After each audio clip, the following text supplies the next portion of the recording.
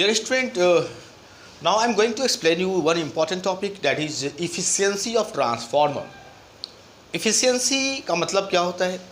Efficiency का मतलब होता है कि कोई भी डिवाइस वो कितना efficient है, वो कितना हमारा एनर्जी का नुकसान हमारा कम होता है।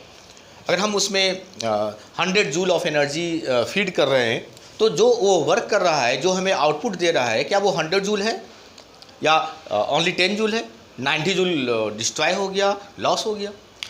हम किसी भी डिवाइस को जो क्वालिटी है उसको मेजर इफ़िशियंसी के टर्म में ही करते हैं। जो डिवाइस जितना ज़्यादा हमें मैक्सिमम आउटपुट देगा as per the input energy, है ना, मतलब कम से कम एनर्जी का नुकसान जो करेगा, वो हमारा सबसे अच्छा, सबसे इफ़िशियंट डिवाइस माना जाता है। तो इफ़िशियंसी को भी हम लोग output and input, output power in terms of energy. Now power and energy is correlated term, you must know. Whenever we talk about power, it actually we are talking about the energy. Power is rate of consumption or production of energy, है ना। मतलब energy को अगर हम time के respect में अगर हम देखते हैं तो वो पावर हो जाता है ना। तो एक सेकंड में कितना जूल ऑफ एनर्जी जो है वो लॉस हो रहा है, या एक सेकंड में कितना जूल ऑफ एनर्जी हमें गेन हो रहा है, तो that is the power. So naturally है कि जब एनर्जी की बात होती है तो नेचुरली वहाँ पावर होता ही है, अगर हम उस एनर्जी को टाइम के रिस्पेक्ट में कंसीडर करें तो। So power is simply the rate of either production of energy और कंजम्पशन ऑफ एनर्जी। तो यहाँ पे हम पावर के रूप में ही कंसीडर कर रहे हैं। ट्रांसफार्मर अगर इफ़िशियंसी उसके निकालनी है तो हम output power by input power. अब न्यूमरेटर जितना ज़्यादा होगा, डिनोमिनेटर जितना कम होगा, उतना ज़्यादा इफ़िशियंसी होगी। मतलब हमें हमारे आउटपुट पावर न्यूमरेटर में है, मतलब कि जितना ज़्यादा आउटपुट निकलेगा इफ़िशियंसी बढ़ाएगा। तो efficiency of transformer is measured as ratio of output power to the input power and is represented by eta. ठीक है, तो ये नीटा जो है ये सिंबल बनता है इफ़िशियंसी ऑफ ट्रांसफार्मर के लिए, या किसी भी इफ़िशियंसी ऑफ डिवाइस के लिए हम लोग ईटा इस्तेमाल करते हैं। This is output power input. तो ये जितना ज़्यादा होगा उतना इफ़िशियंसी के लिए फेवरेबल होगा, उतना ही अच्छा इफ़िशियंट होगा हमारा डिवाइस, और ये जितना कम होगा उतना अच्छा इफ़िशियंट होगा। मतलब ये रेशियो जो है एक तो ये पक्का है कि आउटपुट पावर कभी भी इनपुट पावर से ज़्यादा नहीं हो सकता है। ऐसा तो हो नहीं सकता कि आप 100 जूल दो और आपको 200 जूल आउटपुट हो रहा है, as per the conservation of energy. तो मैक्सिमम हो सकता है कि दोनों इक्वल हो जाए। अगर दोनों इक्वल हो जाएगा मतलब ईटा जो है वो 1 होगा, दैट इज़ द 100% एफिशिएंट। तब हम कहते हैं कि 100% एफिशिएंट है ना। तो first this is the basic formula to measure the efficiency of transformer, that is output power by input. Output power का मतलब है जो सेकेंडरी कॉइल है, हमारा जो सेकेंडरी कॉइल है ना, हमारा जो सेकेंडरी कॉइल है ये है primary coil and this is secondary coil. तो ये जो सेकेंडरी कॉइल है ये आउटपुट को रिप्रेजेंट करता है, और ये प्राइमरी कॉइल है जो इनपुट को रिप्रेजेंट करता है ना। तो हम इनपुट कितना दे रहे हैं और हमें मिल कितना रहा है ना। तो suppose I2 is load current, इधर आपने पता है ना कि आउटपुट इधर हम लोड लगा देते हैं, ये लोड है आपका, है ना, ये लोड है। तो सपोज लोड में करंट जो है वो I2 फ्लो कर रहा है ना, and V2 is the voltage at secondary winding. यहाँ पे आपका वोल्टेज अगर V2 ले लेते हैं, ओके। और क्या है यहाँ पे cos ∅2 is power factor of load, है ना। पावर फैक्टर ऑफ लोड जो है इसको हम लोग cos ∅2 ले रहे हैं।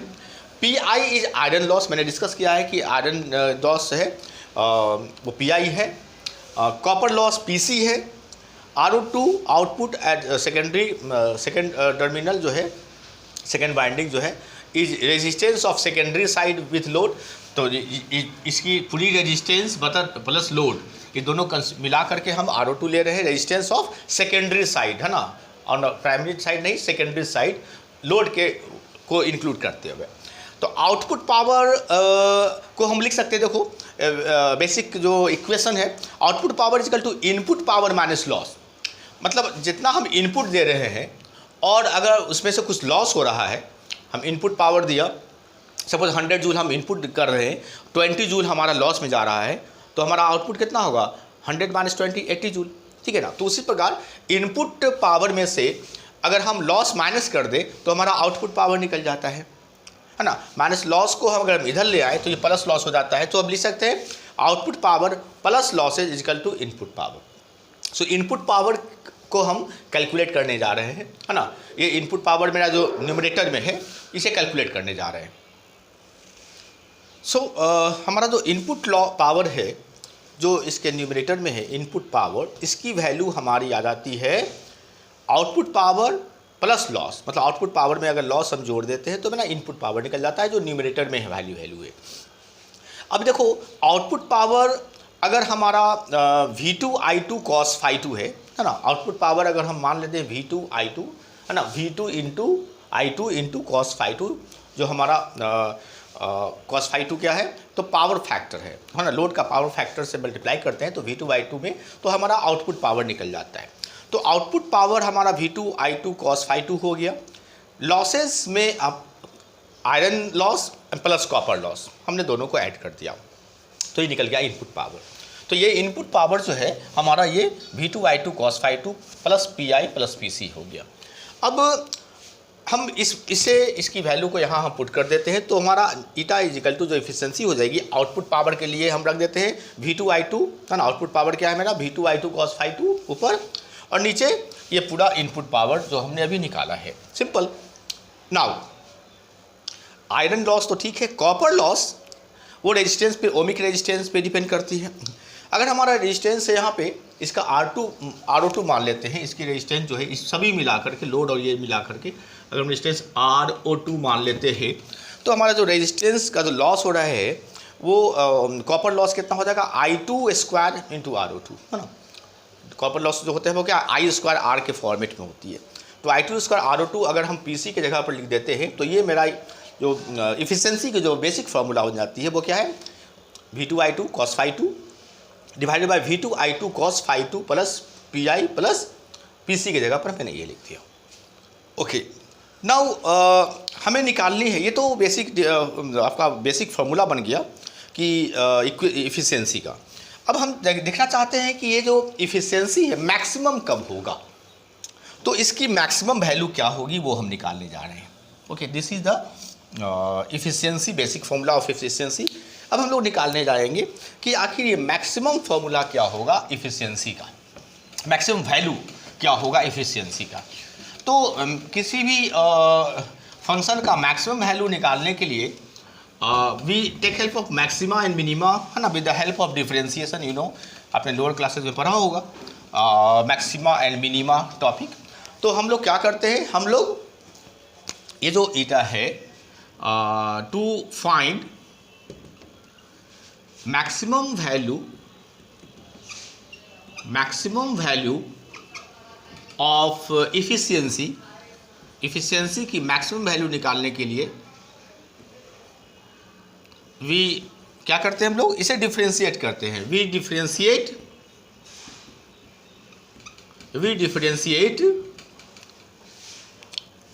Efficiency eta with respect to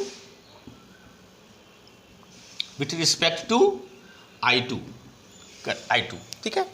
I2 के रिस्पेक्ट में हम इसे डिफरेंशिएट करते हैं। तो देखो ये जो इफिशिएंसी है हमारी V2 जो है वो टर्मिनल वोल्टेज होता है एंड वो ऑलमोस्ट कांस्टेंट होता है ना। तो V2 ये जो भी पूरा फंक्शन है V2 ऑलमोस्ट, चूँकि लिमिटिंग वोल्ट या टर्मिनेटिंग वोल्टेज टर्मिनल वोल्टेज है तो V2 जो टर्मिनल वोल्टेज है ऑलमोस्ट कांस्टेंट होती है। तो जो भी वैल्यू जो डिपेंड करता है ईटा का जो मैक्सिमा मिनिमा अगर हम कंसीडर निकालना चाहते हैं तो हमें I2 के रिस्पेक्ट में ही इफिशिएंसी को डिफरेंशिएट करेंगे, क्योंकि V2 is terminal voltage and it's almost constant. So eta efficiency basically fully depends upon the value of I2। तो इसीलिए हम I2 के रिस्पेक्ट में डिफरेंशिएट करेंगे। तो we will write therefore differentiation of eta with respect to DI2 ना, I2 के respect में डिफरेंशिएट करते हैं। तो बेसिक आपको तरीका तो आपको मालूम है, ये U/V है ना, U/V को डिफरेंशिएट कैसे करते हैं आपको पता होना चाहिए। DU/V को डिफरेंशिएट करते हैं है ना, तो अगर हम इसको डिफ्रेंशिएट करते हैं डी एक्स के रिस्पेक्ट में, तो रूल क्या है कि जो डिनोमिनेटर है उसकी स्क्वायर कर देते हैं, है ना, डिनोमिनेटर को स्क्वायर कर देते हैं यहाँ पे, और इसे u को डिफ्रेंशिएट करते हैं, u को एक बार डिफ्रेंशिएट करते हैं dx और v से मल्टीप्लाई कर देते हैं और माइनस लिखते हैं, अगर u को बाहर रखते हैं और v को डिफ्रेंशिएट कर देते हैं। तो this is the basic formula of u by v, है ना, ये डिफ्रेंशिएशन का तरीका है। तो चूँकि यहाँ फ्रैक्शन में है, न्यूमरेटर डिनोमिनेटर दो वैल्यू है, तो हम डिफ्रेंशिएट करेंगे u बाई v मेथड से। तो डिनोमिनेटर को स्क्वायर कर देंगे, सिंपल, हम डिनोमिनेटर को स्क्वायर करने जा रहे हैं। तो ये लिखेंगे v2 i2 cos phi 2, बहुत बेसिक तरीका है, pi plus i2 square, simply copy कर दो RO2 का होल स्क्वायर, है ना। तो हमने v का स्क्वायर कर दिया, उसके बाद क्या करते हैं, इसको डिफ्रेंशिएट करते हैं, इससे मल्टीप्लाई कर देंगे, तो वी विल राइट सिंपली। तो इसको डिफ्रेंशिएट करेंगे तो v2 i2 cos phi 2 को अगर हम i2 के रिस्पेक्ट में डिफ्रेंशिएट करेंगे तो v2 cos phi 2 तो कांस्टेंट है और i2 का तो 1 होगा, तो सिंपली डिफ्रेंशिएशन जो होगा v2 cos phi 2 बचेगा, cos phi 2, और i2 का डिफ्रेंशिएशन 1 होता है तो इतना ही रह जाएगा। इनटू हम क्या करने जा रहे हैं, इसको मल्टीप्लाई करने जा रहे हैं, है ना। तो इसको हम मल्टीप्लाई करने जा रहे हैं, ये u को डिफ्रेंशिएट कर दिया, है ना, u को डिफ्रेंशिएट कर दिया तो i2 का 1 हो गया, v2 cos phi 2 बच गया, और ये पूरा का पूरा जैसे यहाँ v को मल्टीप्लाई करेंगे, न्यूमरेटर को यहाँ मल्टीप्लाई करते लिखते हैं v2 i2, just copy it cos phi 2 plus pi plus i2 square RO2, okay. उसके बाद क्या करते हैं, माइनस करेंगे ना, उसके बाद हम माइनस करते हैं। तो लेट्स अस डू इट।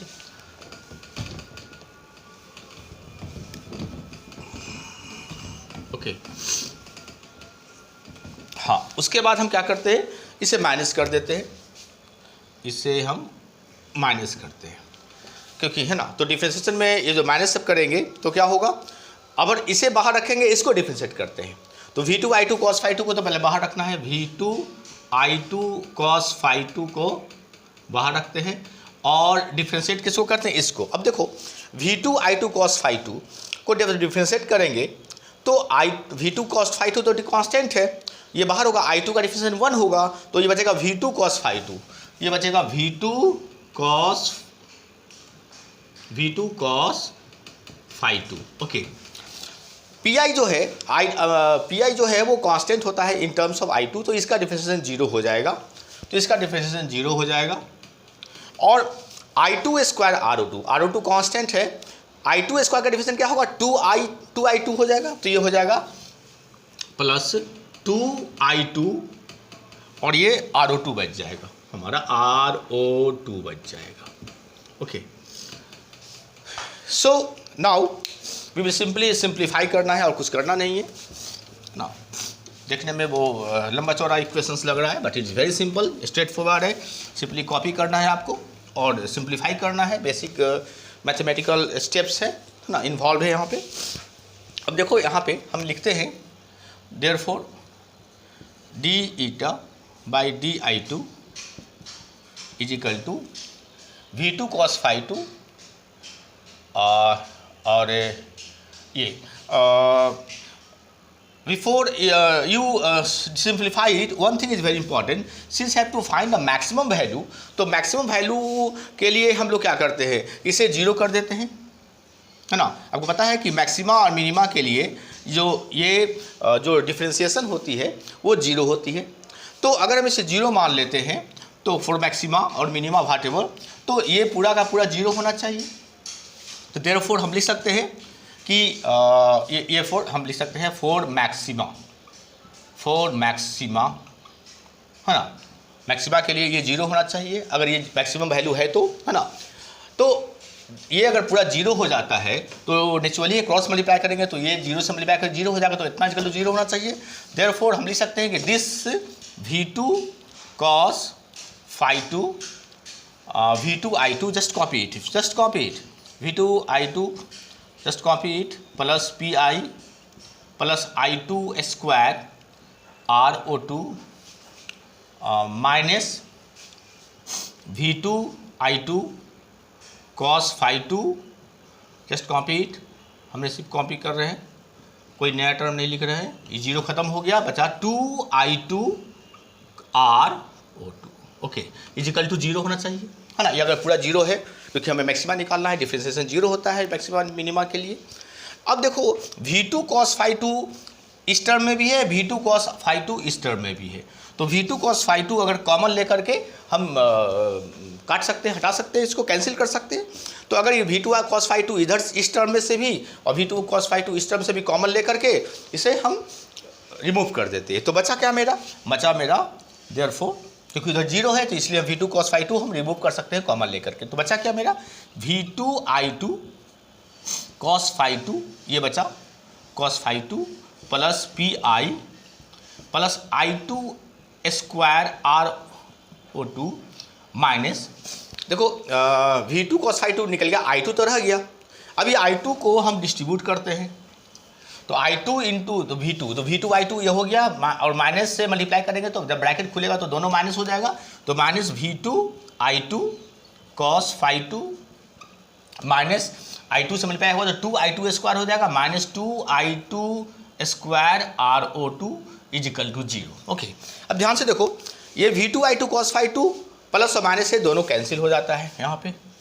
अब यहाँ देखो I2 स्क्वायर RO2 और माइनस 2i2 स्क्वायर RO2 है, तो ये माइनस होगा तो बचेगा क्या, बचेगा मेरा Pi माइनस, ये दोनों घट करके ये दोनों घट जाएगा, ये टर्म तो हो जाएगा minus I2 square RO2 equal to zero.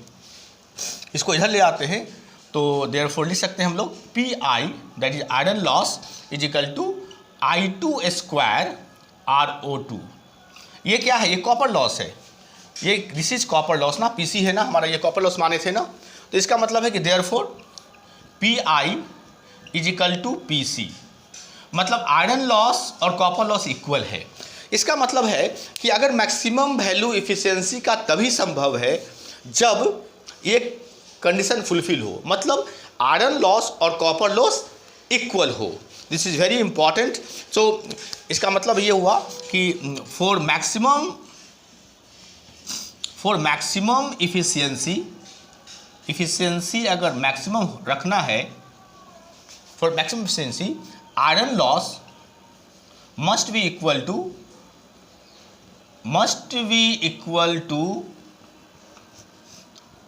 To copper loss. तो दोनों की वैल्यू अगर बराबर है तो हम कहेंगे कि जो ट्रांसफार्मर जो है वो 100 मैक्सिमम एफिशिएंट है, उसकी एफिशिएंसी मैक्सिमम है। Okay, thank you.